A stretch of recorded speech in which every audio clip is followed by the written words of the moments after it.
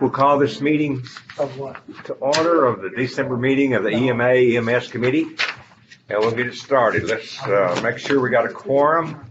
When I call your name, say here. Faye Stubblefield. Here.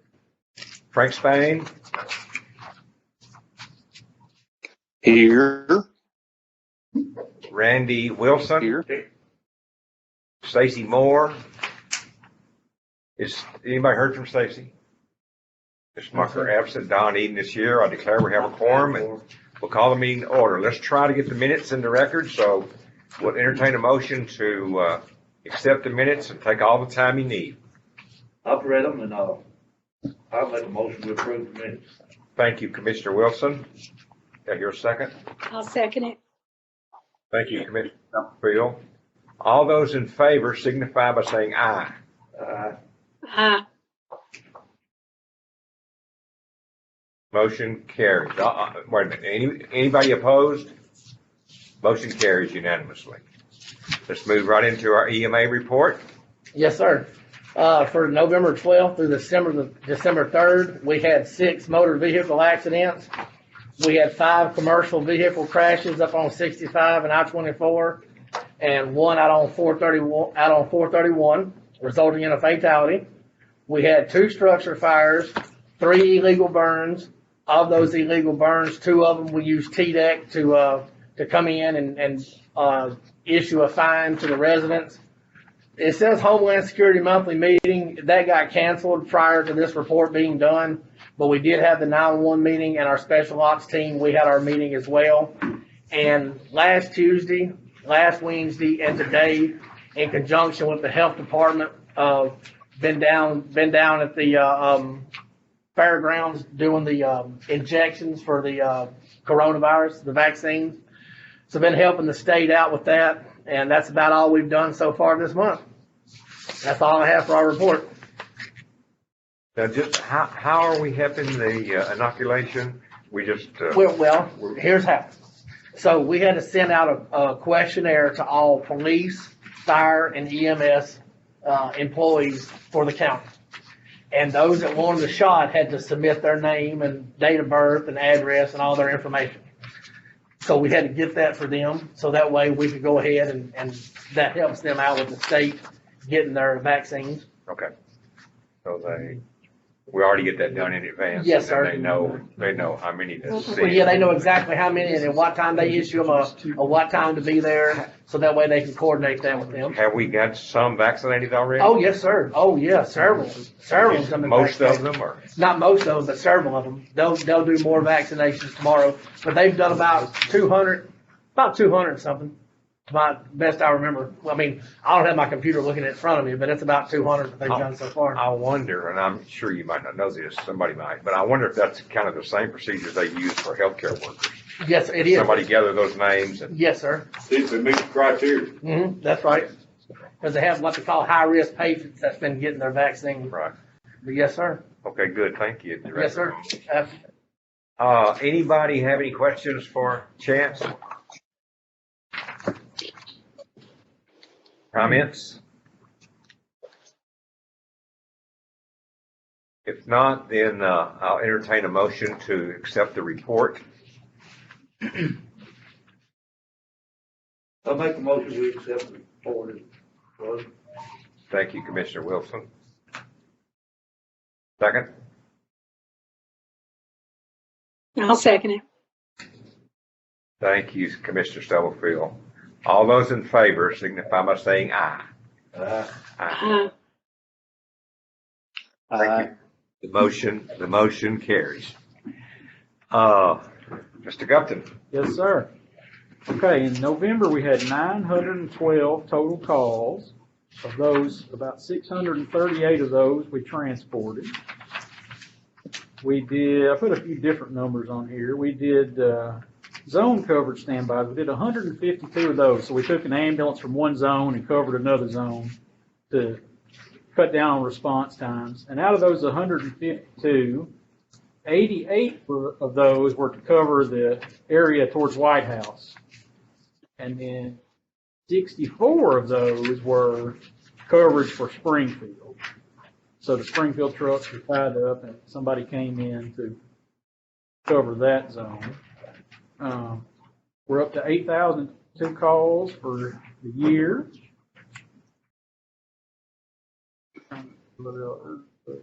Anybody else have any questions? That's kind of, you've already seen this report, so there's really not a lot of, we did 10 calls, either standby calls or actual responses in Cheatham or Sumner County in the month of November. That's the 10? Yes, sir.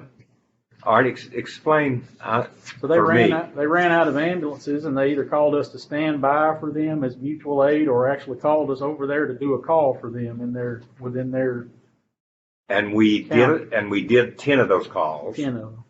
Did we get the bill for them? The ones that we transport, sir. The actual standby, no. But the ones that usually what we'll do, like Cheatham County, for example, we'll send somebody over to Pleasant View to sit there close to the interstate. Uh-huh. And then when they free up their ambulances, we'll come back. I think at least 3 or 4 of those, we actually went and made contact with the patient and transported. That's very good.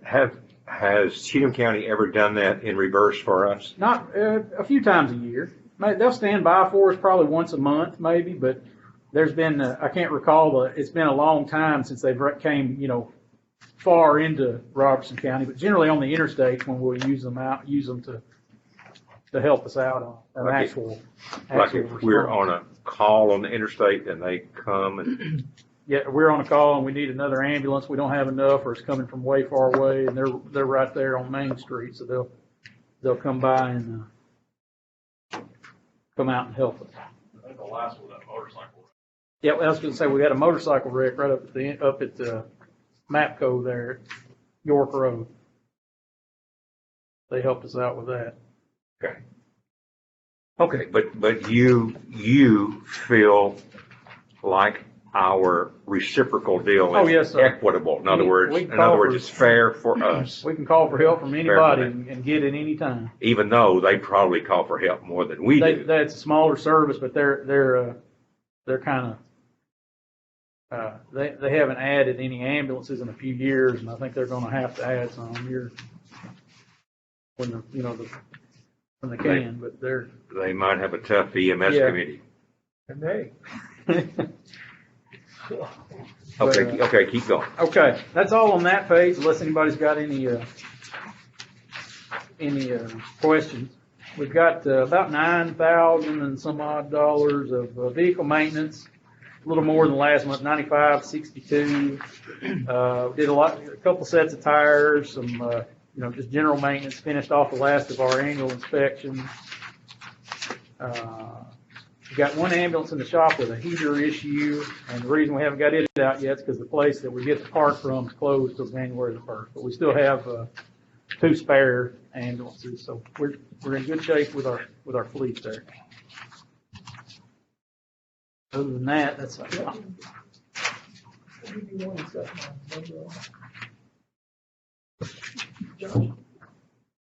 maybe handed that. You didn't hand those out? Did you hand them out? Oh, Yeah. you did. Okay, good. You were 3 steps ahead.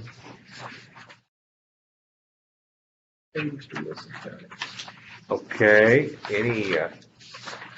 are you at the end of the report, Russell? That's all that, do you need me? No, I had a number written on my copy, and I think maybe Mr. Wilson has it. Somebody. Anybody have any questions or comments on the report? Wrote on one of those. didn't I? Okay. Oh, yeah, maybe I I think you did.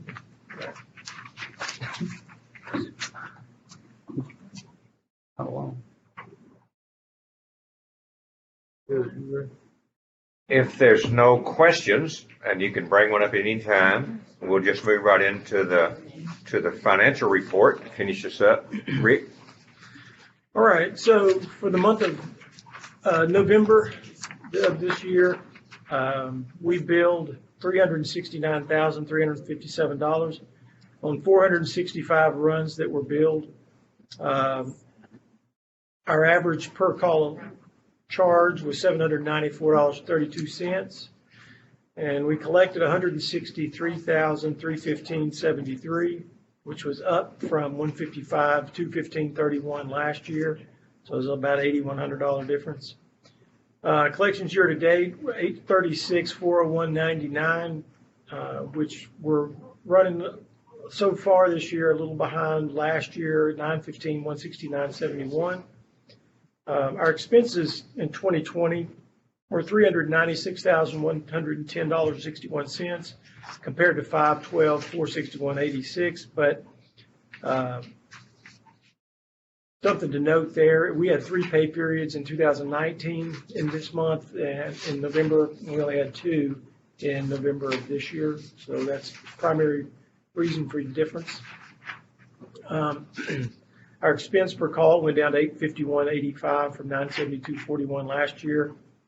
And I added 3 different data points here. I'm starting to put on there our overtime that we've paid out for the month.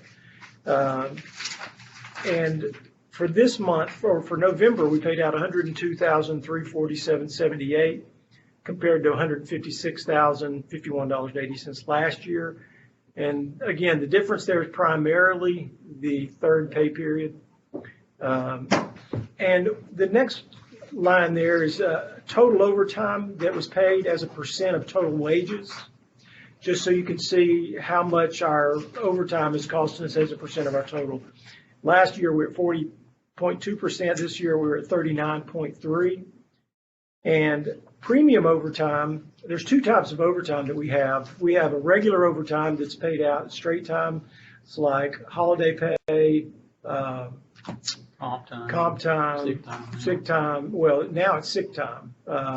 It was paid at a premium rate. We switched it December 1st to where it'll be paid out at a straight rate. Right. So that's included going from December 1st forward. But in this number, it was not there. So we're going to track premium overtime, which is anything in excess of 40 hours per week worked. Pretty much any kind of call out or anything that we have to cover with an overtime person. It's the most controllable because some of the others built in to our staffing model. Wait. It's built in because of a holiday during a work period or Yeah. What else besides holiday? Well, regular time, overtime being built in, now we pay, and you're asking about overtime, is regular time or premium overtime? I don't know what I'm asking about. Okay. Except I didn't mean to sound like that. I'm trying to get straight the 2 different kinds of overtime. Premium overtime is not overtime on overtime, is it? No. Premium overtime is the type of overtime that's created by filling a slot when somebody's out on vacation or, Because somebody's out on vacation and had to call that person and they've already worked not 40 hours, but 37 and a half hours that week. Get that right? Or they're going into overtime and you're going to have to pay them. And overtime's 37 in time and a half.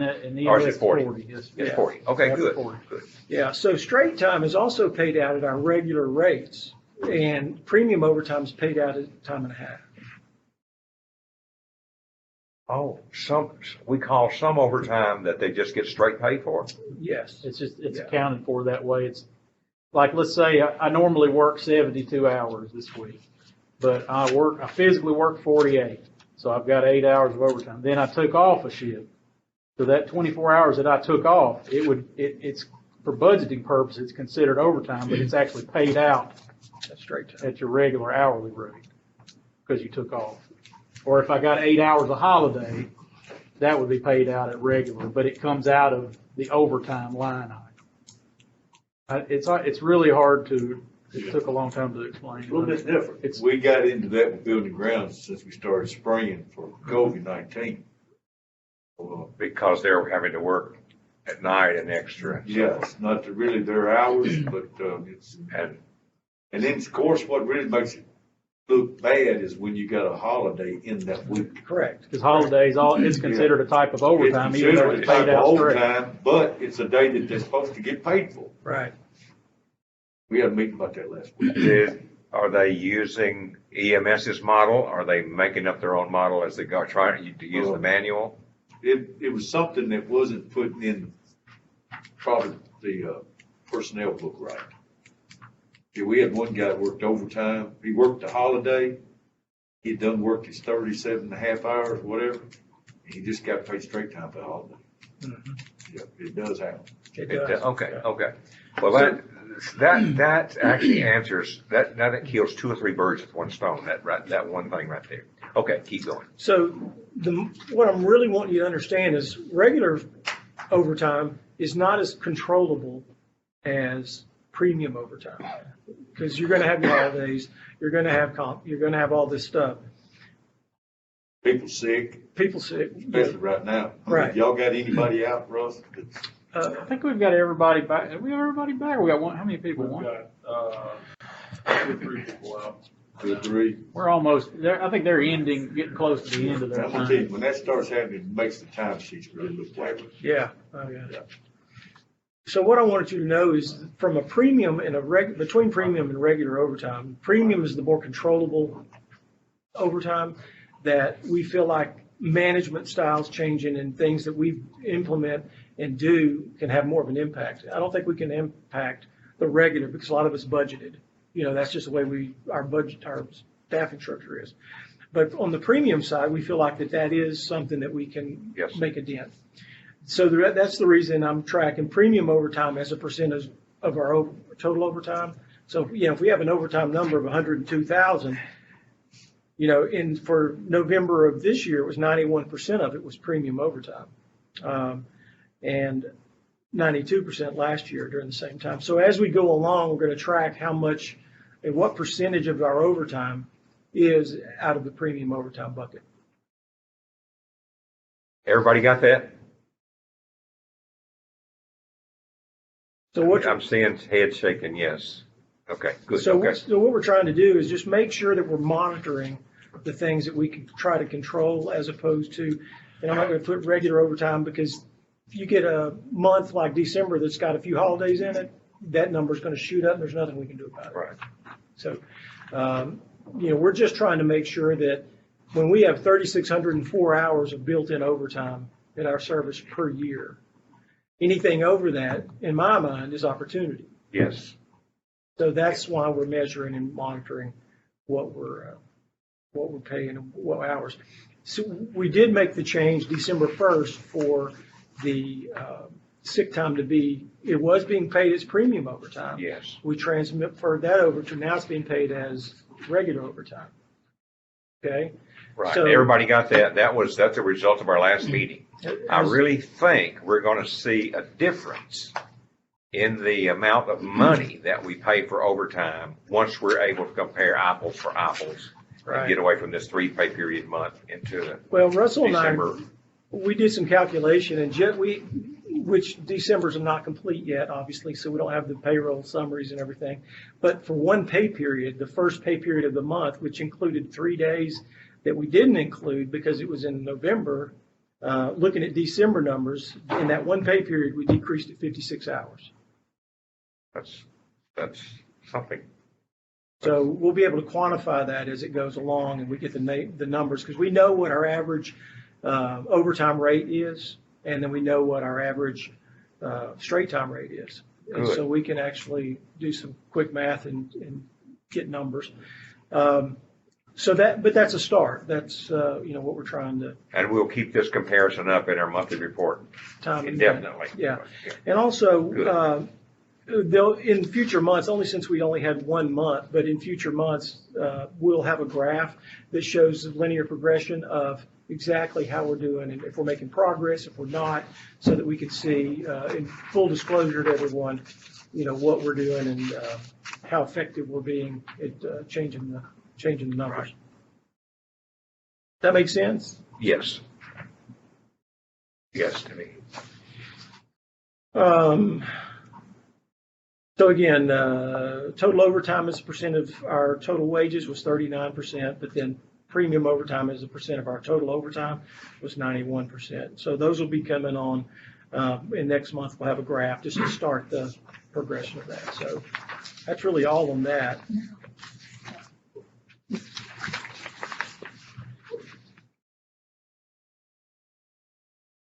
Any questions? I'm gonna say something. Any questions on that report? Have you got some more? Well, I've got one that I did, but I'm gonna have to make a change to it because it kind of gives a number that's probably misleading a little bit. I usually do it. Okay, well, don't give that to us. I usually do it for me, but I'm going to summarize it and just say this. I'll distribute it next month, but for me, when I do my calculations of budget status through 5 budget periods, we're at about 313,000 under budget in cost right now. Now, granted, we're going to have to, we've got some months that have 3 pay periods, some months that have 2, but where we sit after 5 months is. Have we still got a truck to pay for No. between now and then? Sorry to pay Okay. for it. Yeah. Okay, well, that might be for real. Budget No, it committee is. should be glad to hear that. It is. And the only difference is, what I do is I take the total budgeted amount, divide it by 12, and Right. multiply it times 5. Right. And when it gives you your expected expenditure through 5 months, it took the truck that's been completely paid for in consideration, and it also took work comp, and those have both been paid, so it should have been backed out. So just from a math standpoint, it comes up to 313,000. But Russell, the last truck that we paid for, we got a windfall to pay for it. We got a grant from. We gotta use the CARES Act money. Yeah. Yes. Which we can't, we paid for it, but it didn't go against our expense total that we had turned in originally, right? No, sir. Okay. It wasn't in the original budget. Right, so we got 160,000 in that money, It was, and it cost us 161,860. So it's $1,860 difference there. It actually cost us. Here. So anyway, I'll do it through 6 periods, and I'll make sure Okay, that what yeah, I you look can at do that normally next is How much? acceptable for you guys. It'd be March. Like you said, do I have a cost for it? well, I would just make a comment that, I really like the overtime lines because the 2 main things that came out of our 6-month study that we all agreed on last month was that we had opportunity in the amount of overtime that we were paying compared to virtually everybody else. And if we can find a way to bill more in any way that we can, that was obvious that other people were billing more than we were. Now, I'm sure there are good reasons for that, but there's still opportunity there. And I think we're headed in the right direction. I really hope, and I'm optimistic to think that as we go forward, the rest of this year, 6 or 7 more months, that we'll be able to see the trend in the right direction. Well, and if you'll remember back to the analysis that we did, people collected more money than we do, but they had a lot more runs than we do that are billable. And that was the big reason. So if you look at it on a per run basis, we did really well, and we're in the upper 2/3 of the state from a comparison standpoint of the counties that we compared against. So, there are things that we feel like that we can do, which brings kind of a segue into the, I guess I'll wait till anybody have any questions about that, expenses and overtime? Any comments or questions about this report? No, just keep going and we'll include whatever you have here in the whole report. So through the fact that, we have been taking a deeper look into how well we feel like our revenue cycle is performing. And some of the things that we feel like that our current vendor, AMB, has started off real strong, has been doing fairly well. And then, they went through a time period where they've added a lot more services, a lot more types of practices that they do, physician specialty clinics, and just, a lot of things we're used to. It was mainly EMS. And if you'll remember, the only reason we were with this company is because the company we were with was purchased by this company we currently have. So we've rode it along a little bit. We feel like that there's some opportunity. So this page, in your packet, you can see, I don't know if you can see it, the EMS. We did some vetting, and we found the EMS MC, which is EMS Management and Consultants. And we've had conversations with them. We've let them look at our data, look at the amounts that we collect, the percentages, all the way down to the contract that we currently have with our vendor because of the out period that we have with them. And as you'll probably remember, our equipment that we use for documentation is tied into the contract with our coding, billing, collecting company, EMB. So there's money that they fronted for some of our products as far as documentation equipment. And that's tablets, is that Yeah, tablets? tablets and software and things like that. So we had to let them look at that to see if they could get us out at a net zero, position, so that we didn't have to come up with any cash or anything to go ahead and give notice, transition over, and make sure that we had, the documentation tools we need. In which they came back and said that they could get us out without any upfront cost to us. They actually came back and said that they could collect more money than we're currently collecting, and that they could do it for I don't know if it's a full percentage point, but it's they told us 6%. I think we're paying like 6.5% or something like that. So it's a 0.5% difference in cost, but then you couple that with the increased revenue, we feel like it would be a good move. Coupled with the fact that Sumner County and quite a few other counties in Tennessee have already transitioned over to this company with good results and speak highly of them. So it's not like some company we don't know. I mean, they've got a good footprint in the state of Tennessee from EMS billing standpoint, and that's all they do. I think they're based in North Carolina, and so they understand the southeastern region. So we would like, and you guys can ask any questions. I think there's 120-day out on our current contract.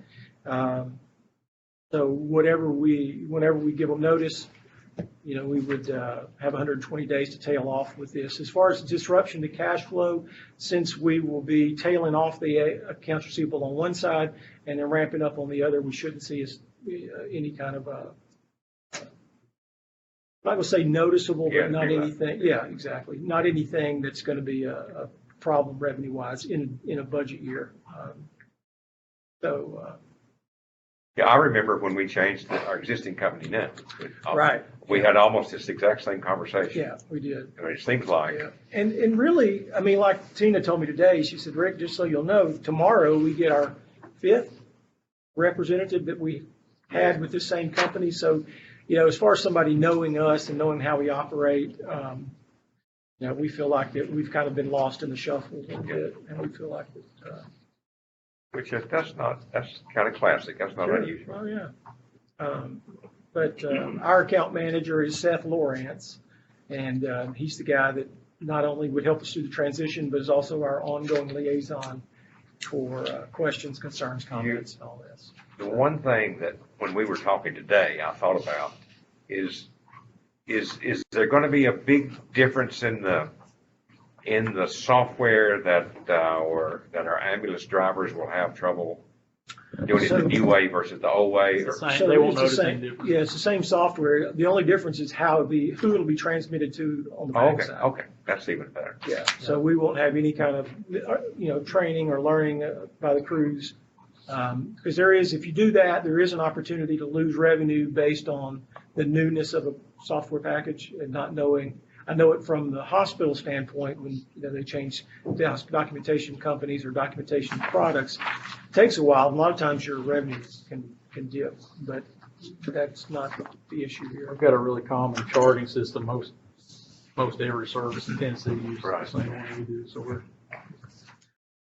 So with everyone's approval, we would like to move forward with transitioning from AMB to EMS Management Consultants as our coding billing company.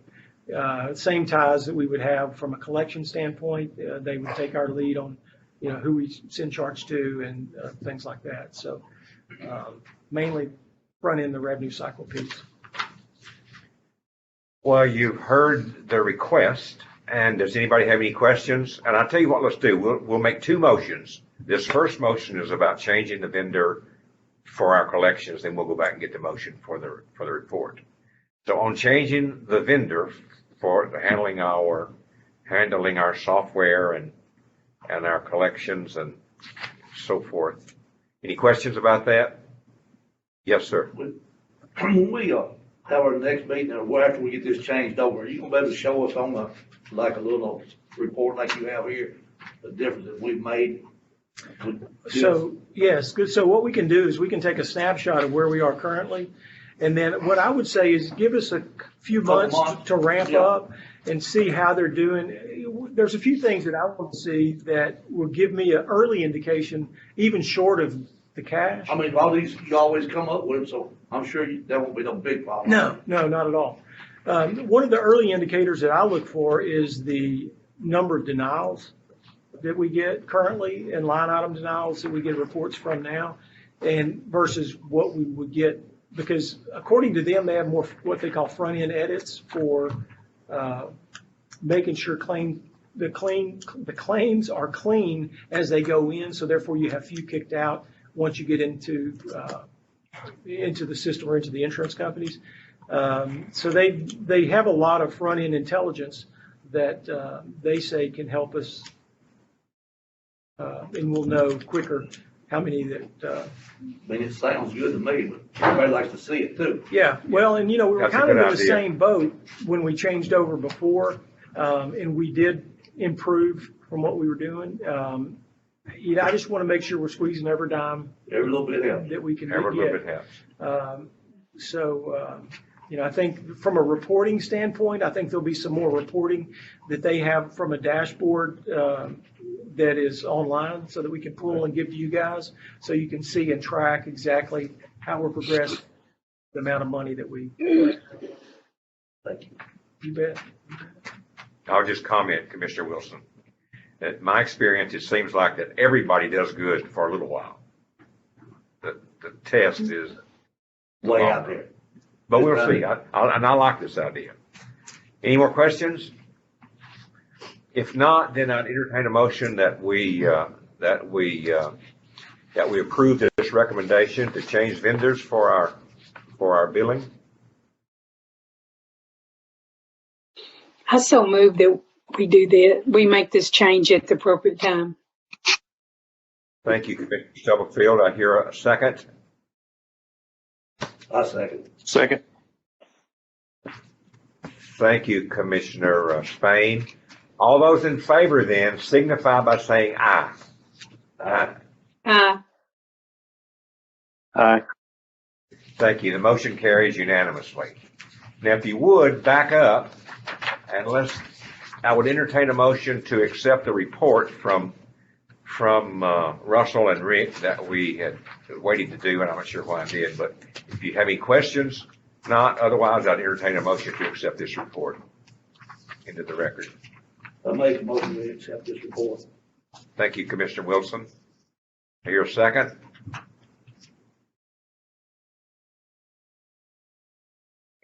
Second. Second.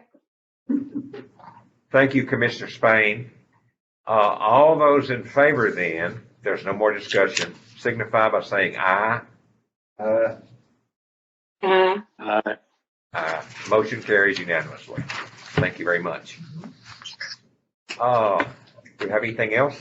Yeah, I just wanted to bring up, we're always talking about transports to and from Northcrest. Just kind of a spot check on that, just so you guys, kind of know where we are right now versus, what we did last year. So transports to Northcrest for November, we had, last year, we had 299. This year, we had 328. So Same period. Same time period, yeah.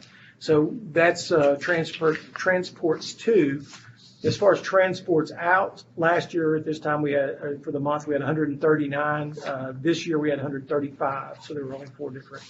So, as far as what they're keeping and what they're not, roughly the same. We did take them, roughly 29 more patients for the month this year as opposed to last year. So I just wanted to get that. Do we have a problem with, like, when we carry somebody? I'm sure not. I don't know.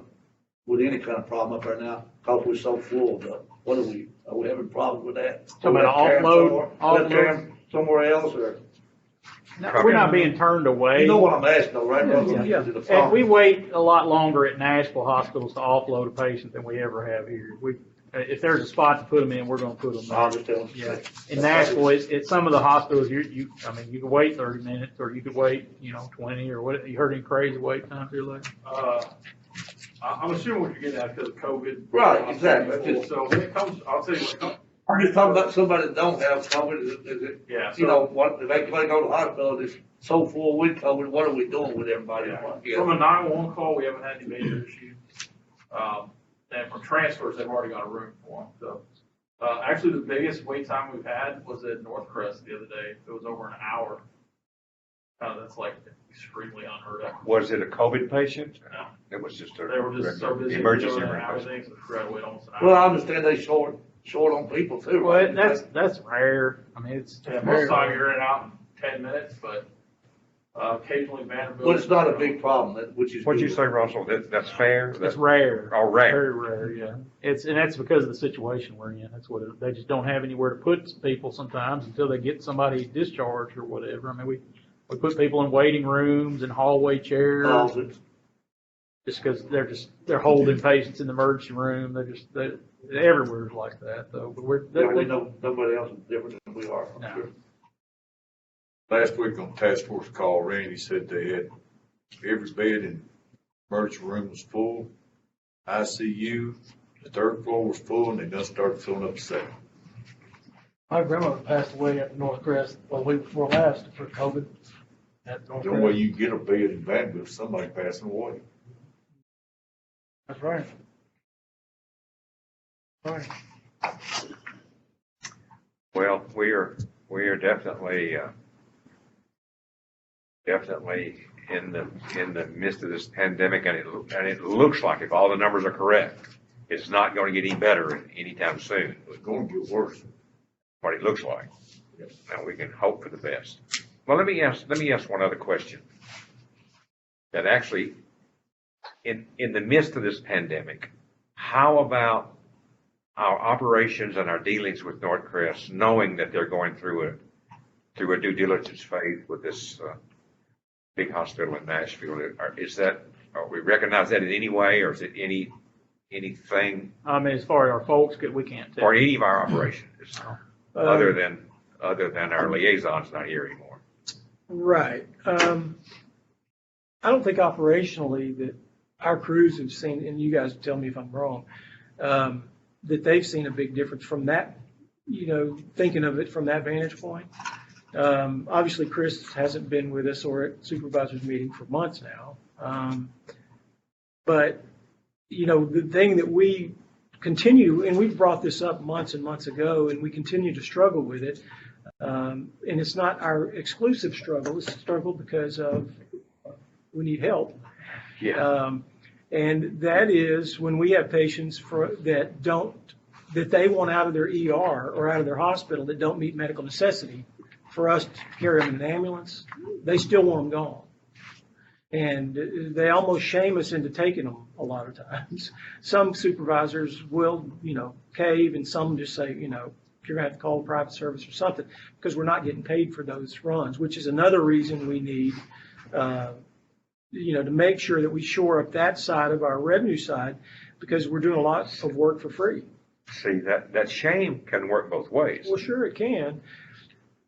But what we need, what I'm contemplating, and I just want to bring this up in this forum so that you guys will know since you're out and about in the communities.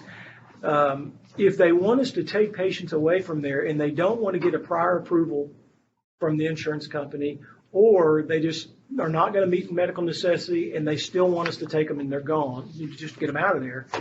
I'm going to start requesting the PO from North Crest so that they pay us at a reduced rate, like a contracted rate, but nonetheless, it's us getting revenue for that. Sure. I mean, It's is not that our fault. It's not our responsibility. No, it's not. And it's their responsibility if it's a non-emergent transfer for them to get the pre-authorization number from the insurance companies, and they don't do it. They just call and say, we need a truck over here. So we go over and we ask for it, and they say, no, I didn't get it, and I'm not gonna get it. It's middle of the night, or it's whatever. And we're kind of standing there going, well, we know we're not gonna get paid for this run. And we know that, there's no way that they meet the medical necessity. So how do we politically, softly say, Yeah, I see where you're coming from. It's, a lot of these nonprofit hospitals, they're struggling and they want them out of there. I understand that. But we're not the only ones probably going through this. I was in Boyd County, Williams County, but still, get anything, it's worth a try. well, that's the thing. I mean, even if they paid us, $250 to take somebody home in an ambulance, well, that goes a long way, especially when you're looking at, the numbers that we are for, the potential revenue And we've it's lost. worse now because of the pandemic, right? It is. Yeah, It because is. Because, people go home in ambulance, listen, well, they told us the other day, Well- and Josh can give you specifics, that we know they don't meet medical necessity, but they've got COVID and they need to go in an ambulance. Well, that's Yeah. not true. It's not true. I mean, when we tabulated it up last year, we presented that, it was roughly, I think, $70,000 in denied claims that patients didn't meet medical necessity. Now, blatantly, but So let me ask you this, way, if we give you our blessing to start requiring a purchase order for those patients that they want moved out, but they don't want to do a whatever you call it. Pre-authorization. Pre-authorization. Is the mayor gonna get a phone call? Or that they don't meet medical necessity. There's Okay. two different things. If we do that, is the mayor gonna get a phone call? Very likely. Yeah, probably, yeah. But Well, Again- I want your input on well, this. then again, though, they want us bringing in people that will pay.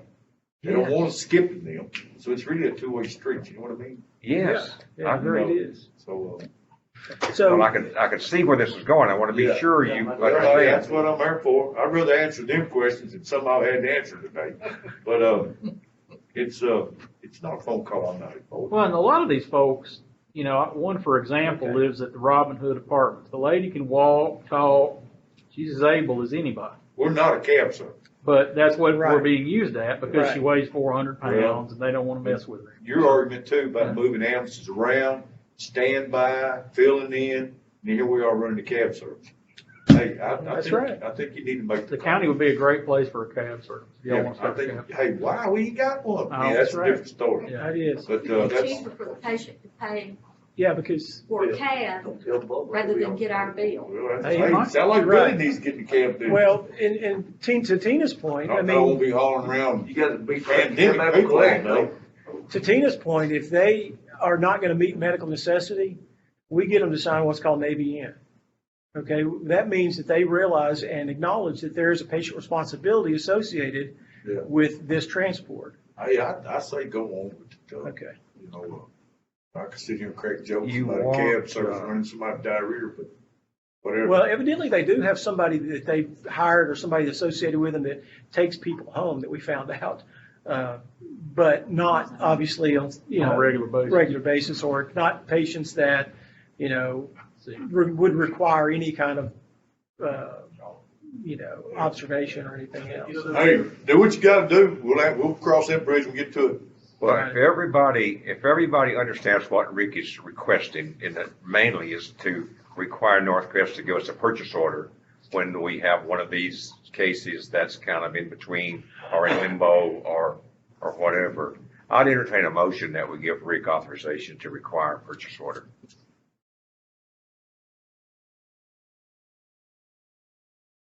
Don't hurt I that. so move.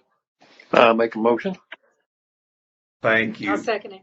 Thank you, Frank, and thank you, Commissioner Stubblefield, for seconding the motion.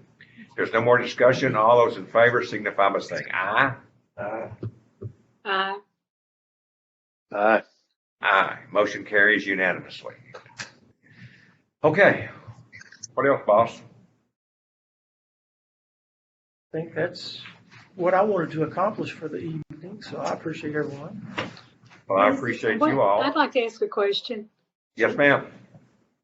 Mr. Chairman, what have we determined to do about the calls that we make that the people don't want to do transport, but we're going out to their houses on a regular basis?